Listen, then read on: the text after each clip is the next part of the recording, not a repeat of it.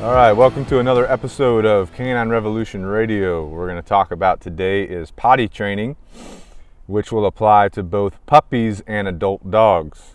All right, so potty training applies to puppies and older dogs that may be learning or struggling how to learn to control themselves, or who may have never learned the rules and boundaries about going to the bathroom. Okay, so there have been some times in the past I've dealt with several dogs, older dogs, that may have struggled with insecurities or anxieties, which led to them pottying in the house. Okay, then this behavior just kind of took hold, formed a habit, and the cycle of pottying in the house could not be broken by the owners, but by implementing the principles and the guidelines that we're discussing today across the board, you can become successful at potty training. Okay, but it does require some discipline and some other things we're going to talk about here today. Okay, so whether it's a puppy or an older dog, there's going to be two primary components to potty training that I want you to focus on. Okay, and those are, the two components are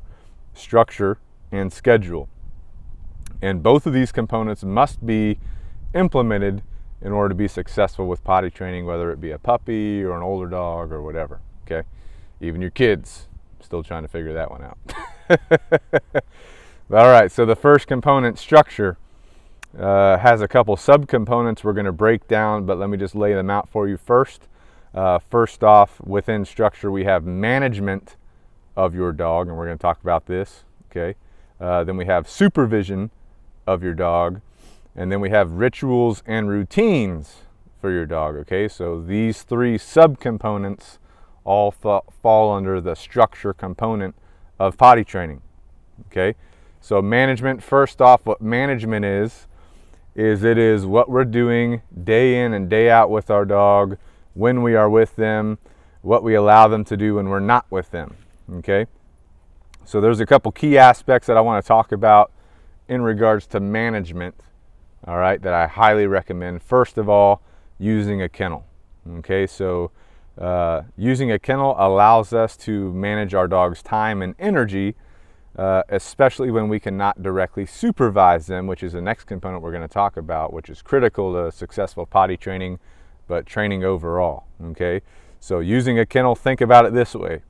If my dog can do whatever they want to do, whenever they want to do it, they're not going to understand or reason why they should listen to you, because they don't need you to satisfy themselves, their needs, their desires. Okay, because they're out doing it whenever they want to. So by using a kennel, we can kind of reduce what they're able to do without us.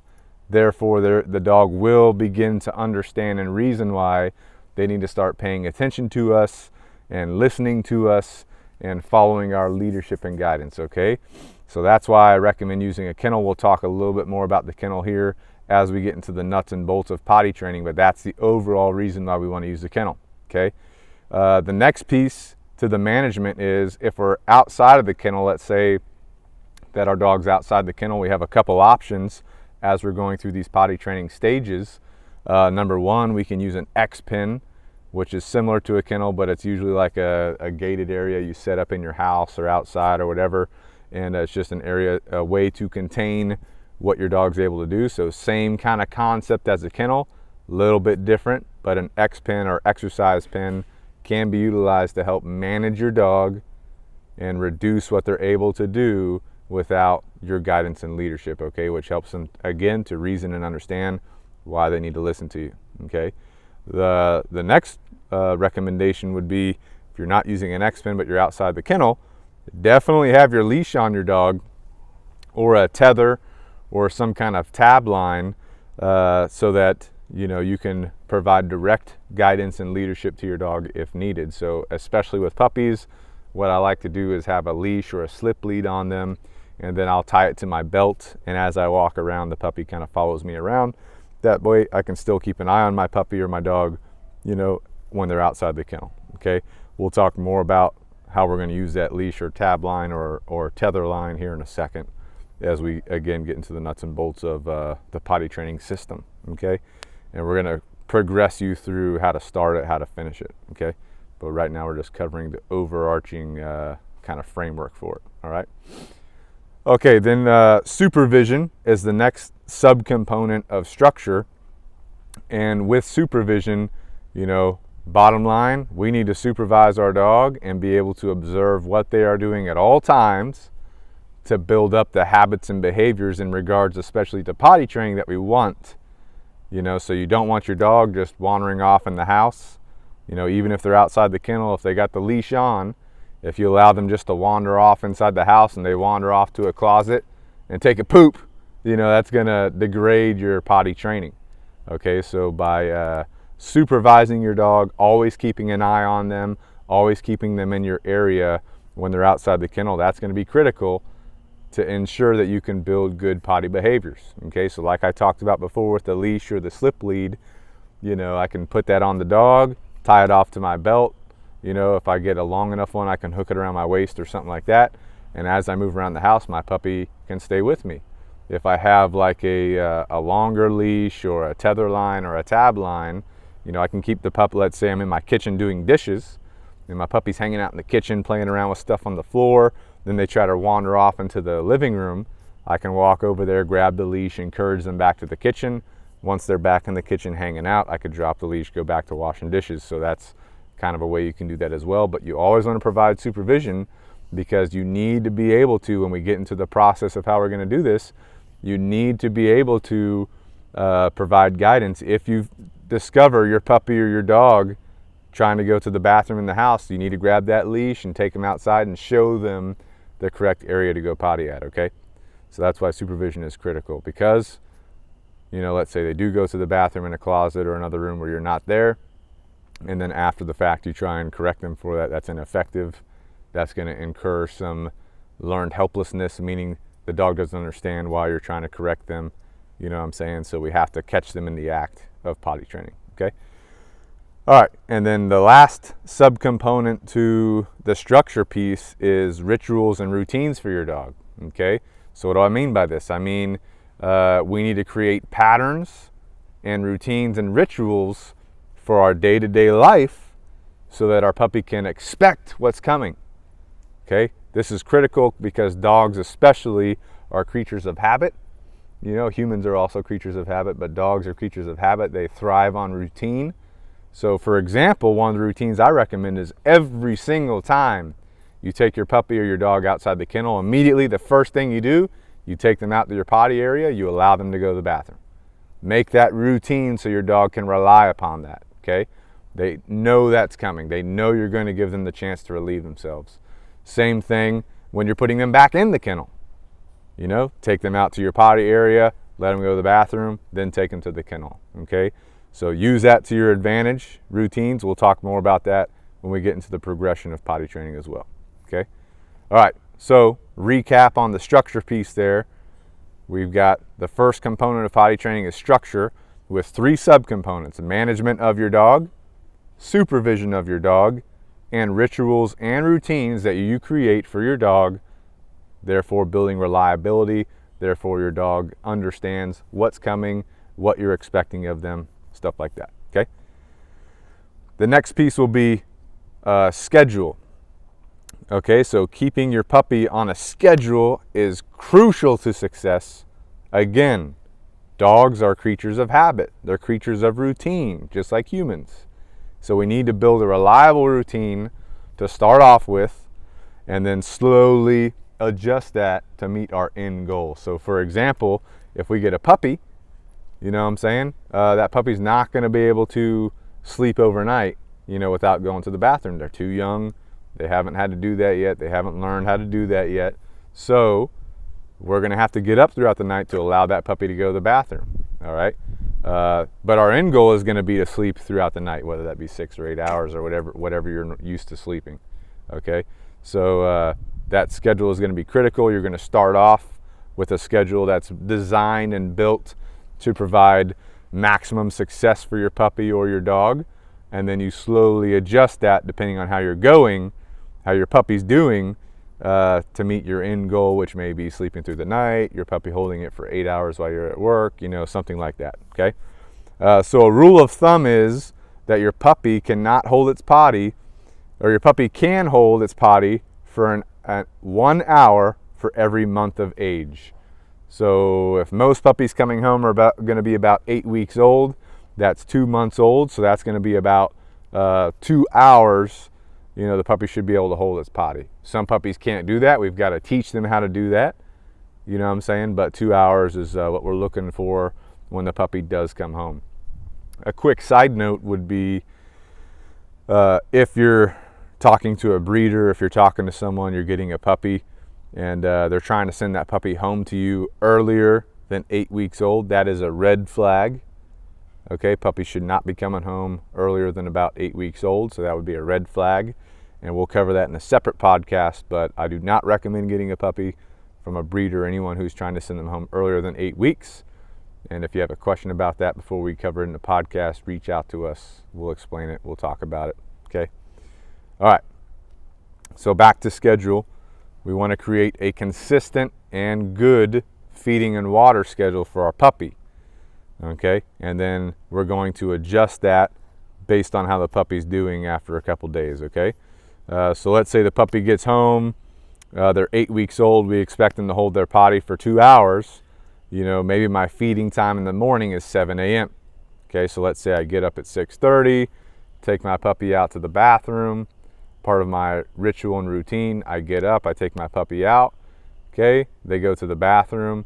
I bring them back in. I put their food and water in their kennel with them. Or maybe I'm training with their food and water out in the yard. Okay, that's something else we'll talk about in another podcast, but training with your food and water can be critical to ensuring success with your training goals. All right, but in this case, let's say I'm putting my food and water in the kennel for my puppy to eat it. They eat all their food and water. I'm going to want to take them out within 20 or 30 minutes of them eating that food and water to allow them to have the opportunity to go to the bathroom after they've ingested all that stuff. And then within 2 hours after that, I'm going to want to take them out and then continue that cycle throughout the day. Okay, and then you're going to need to do that even through the night. So if I feed dinner at 6 p.m., for example, let's say I've taken them out 5:30, I put them in their kennel with their food and water at 6 p.m., and then about 6:30 I take them out to go to the bathroom again. Now by 8:30 I need to take them out again, and then 10:30 I'll need to take them out again, and then continue that throughout the night. I would highly recommend doing that 2-hour schedule initially with your puppy for the first couple days, especially if they're 8 weeks old, to ensure success and build up a good habit of going potty out in the yard. Okay, if your puppy starts going to the bathroom in the kennel, that could create issues. That's going to start a behavior we don't want. So we don't even want them to get used to going to the bathroom in the kennel. Okay, we want them used to going out in the yard. All right. Okay, so with the schedule as we progress through the first few weeks and months of the puppy going potty, we're going to adjust that schedule and build up a reliable potty command and behavior. So let's talk about this real quick. Let's say I'm on my schedule. I've done every 2 hours. Now the puppy is 3 months old, so I'm going to start stretching that out to 3 hours. We're going to slowly adjust that, and if the puppy's 3.5 months old, maybe I try 3.5 hours or 4 hours, see how that goes. But if there's a degradation of the potty behaviors, I need to step back down to the 3 hour mark. Okay, and then slowly work my way back up. Okay, so be patient with it. Don't rush your puppy or yourself with it. I know it can be kind of stressful at first, but getting this right is going to be critical to success. Okay, key to success to give you peace as you progress through life with your puppy. And some puppies may pick up on this. Nope. Some puppies may pick up on this faster than others. You may have a 3-month-old puppy that can already hold it for 4 or 5 hours. All right, but maybe not. So you just got to take it in stride. Okay. What we got back there? All right. Okay, so let's talk about the act of actually taking your puppy outside, for these potty breaks on your schedule. I recommend taking your puppy out on a leash. That way you can provide the proper guidance and leadership that your puppy needs as you're taking them outside. So you take them outside. I would take them to a designated potty area. So let's say I've got a backyard, and in the far left corner of the backyard is where I want that puppy to go to the bathroom. Maybe I have some pine straw or mulch or something back there that I want them to go to the bathroom on. I would specifically take them back there on leash, take them over to that area, and then I would begin to implement a potty command. So right before I get to that area, I would say, you know, whatever that puppy's name is, puppy, go potty. And then I allow them to sniff around, smell around, and start utilizing the bathroom as needed. Okay, so doing that every single day, you're going to build a potty command in there for your puppy. Okay, and then once your puppy does go to the bathroom, let's say you take them out, puppy, go potty. They're sniffing around, they pee. No, I'm going to say good. Excuse me, I can have some food rewards with me, and I can say good, give them a piece of food, or I can just say good and let them continue to sniff around and go potty, because that is what we call a self-reinforcing behavior. Relieving your bladder, relieving your intestines, that's going to be a self-reinforcing behavior because it feels good to excrete that stuff, you know what I'm saying? So it also feels good to a puppy to sniff around, you know, paw the ground a little bit, that kind of stuff. So allowing them to do that is a reward in and of itself. Okay, so you take them out to the potty area, puppy go potty, they go to the bathroom, good boy, good girl, whatever, you know, they're sniffing around, they're continuing to go to the bathroom. If you have a piece of food on you, training reward food, and you give that to them, good to go, you know, and then you continue through your routine, and then you take them inside, do whatever you do next. Okay, so that's kind of the schedule piece. Getting your schedule right at first is going to be critical to success. Okay, so let's go back to our structure segment here for a second and continue with how we're gonna use this structure component of management, supervision, and rituals for your dog. And I'm just going to set up an example for you. Okay, so let's set up an example that's going to implement structure in a day of potty training for my puppy. So let's say, you know, I like to get up kind of early, and I've got a puppy, and I'm going to get them on a feeding and water schedule. Okay, so let's say I get up at 6 a.m. Well, first thing I'm going to do, I'm going to go to the bathroom first. My puppy's sleeping in their kennel. I'm going to go over to their kennel. Before I let them out of the kennel, I'm going to have the leash ready. So maybe I have a wire kennel, and I clip that leash to one of the wires so it's always right there. So I'm going to unclip that leash. I'm going to start to open that kennel, connect the leash, or if it's a slip lead, I'm going to put it over my puppy's head, and I'm going to immediately take that puppy from the kennel outside to go to the bathroom. So I'm not going to stop. You know, I'm not going to stop for a cup of water or anything. I'm literally going to grab the puppy, put him on a leash or slip lead, take him right outside to the potty area. Puppy, go potty. And they're going to the bathroom. They pee, good, you know. And then I allow them to keep sniffing around. Then they poop, good. You know, once they do that, I like to pick up the poop as soon as they go. So I'll, you know, pick up that poop, and then I'll bring the puppy back inside. And let's say, you know, it's about 6:15 at this point, and I need to get my coffee and stuff like that ready. So maybe I'll tie that leash off to my belt, or, you know, if I'm in pajamas, maybe I don't have a belt on. So maybe I'll just hold that leash in my hand, keep that puppy kind of entertained with me. I don't want the puppy wandering the house again. You know, we're talking about potty training in this podcast, so I don't want them to wander off and decide to pee again. But the other thing you got to think about with puppies is I don't want them to chew anything. You know, so two things to think about specifically with puppies. So maybe I take them into the kitchen. I'm going to get my coffee ready. I'm going to start some eggs, get my protein in. And, you know, maybe I have a little toy in there like a Kong or something to chew on, a go nut, a bully stick. And I'll let them hang out in the kitchen with that. If they try to wander out of the kitchen, I'll grab that leash, guide them back into the kitchen. I'm not giving any corrections or anything. I'm simply grabbing the leash, walking them back in the kitchen. You know what I'm saying? Another alternative would be you have an X-pen set up in your kitchen. So you walk in, you put them in the X-pen, then you can get your coffee or whatever. Take care of yourself. The puppy's hanging out in the X-pen. And then, you know, after that, you're ready to feed them. So let's say 7 a.m. you're ready to feed them. So you take them over to their kennel. You put their food and water in the kennel. Close the kennel, leave them in there. Okay? You do something for 20, 30 minutes. Go back, take your puppy out again. You've got your leash. Put your leash on before you allow them out of the kennel.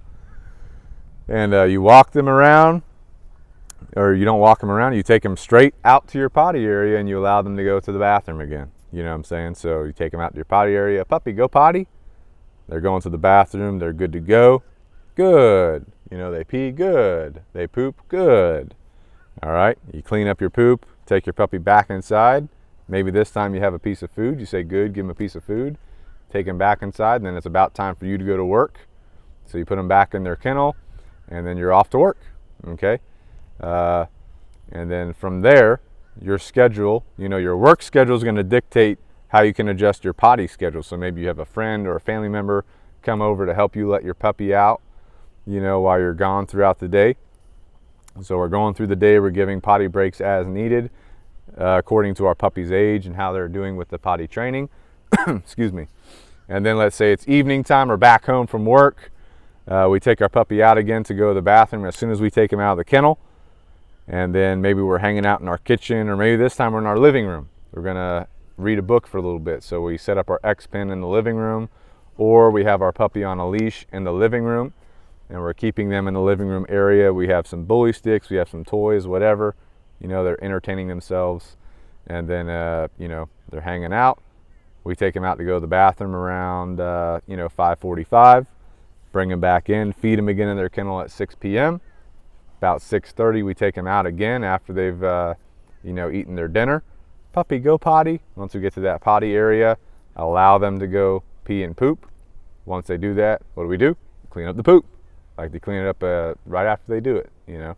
And so then we bring them back inside.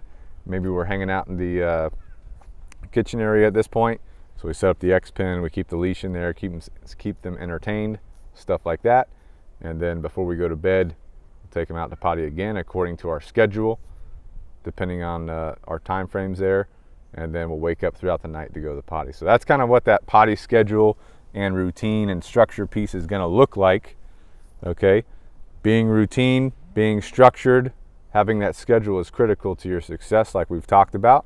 All right, let's talk next about some troubleshooting. Let's say you're having some issues with your puppy pottying. Okay, so I've got a couple topics here, hot topics as far as troubleshooting, a couple scenarios.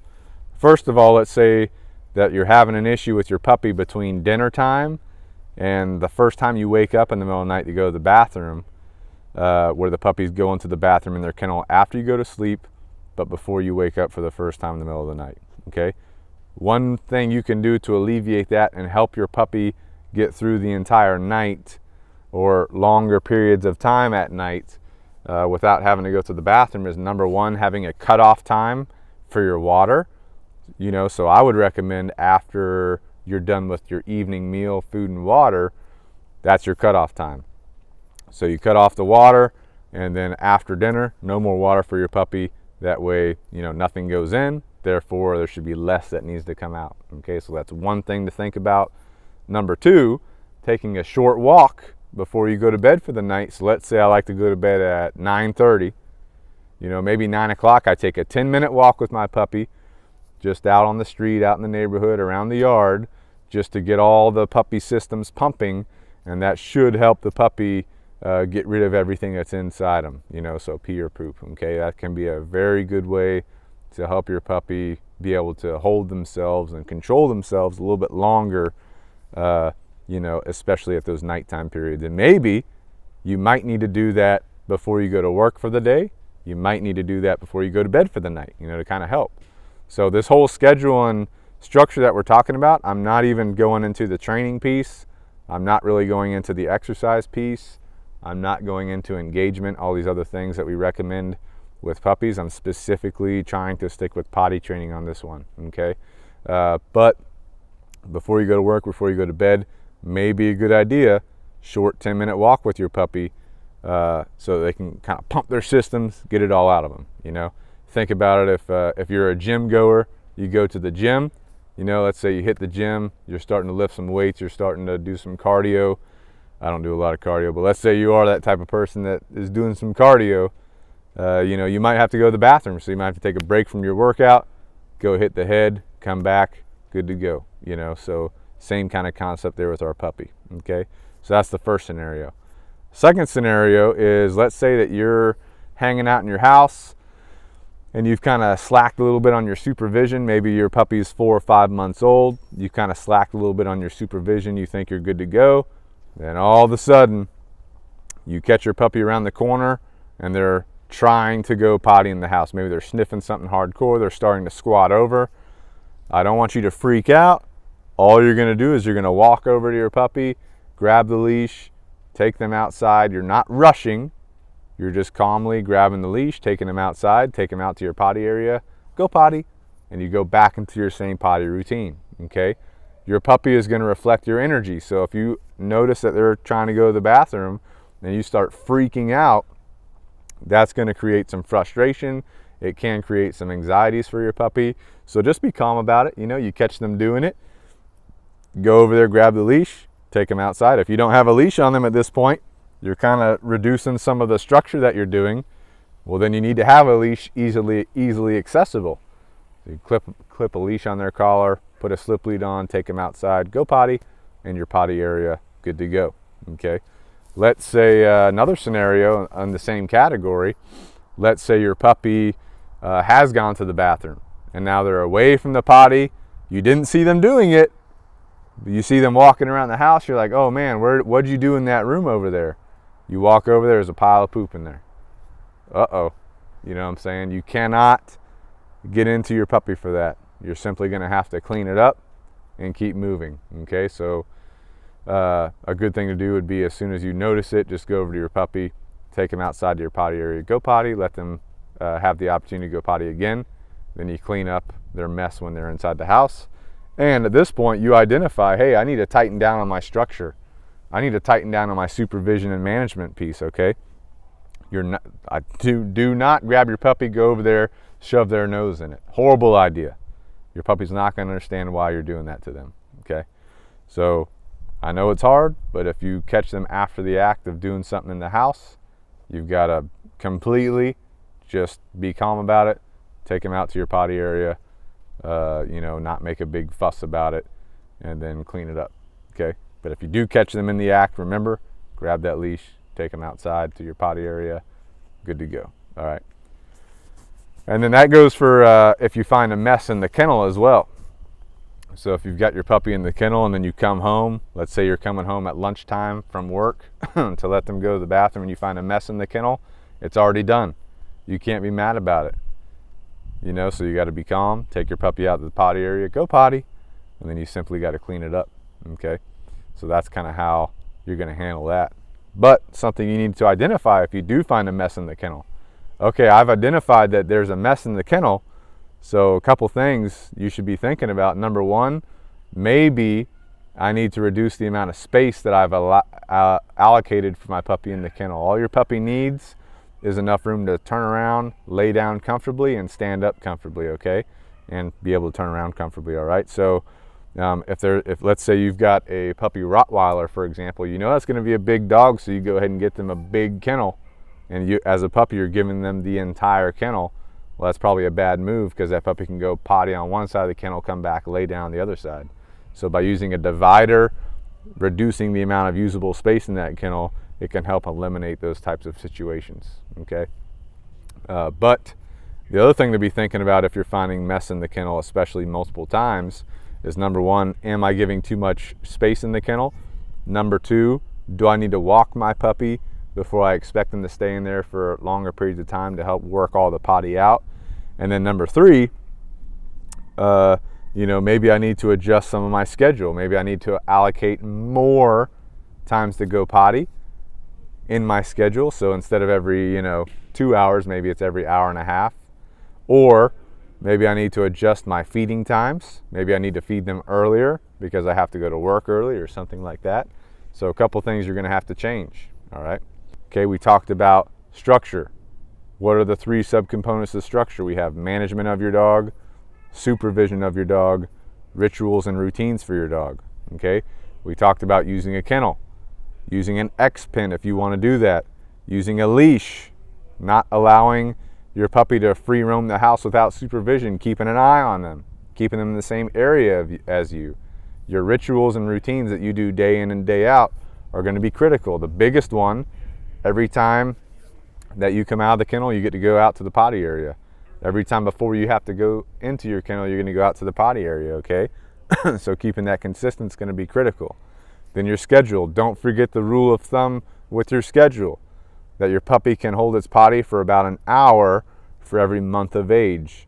And so as you are being successful with your schedule, you can start to increase the amount of time between your potty breaks.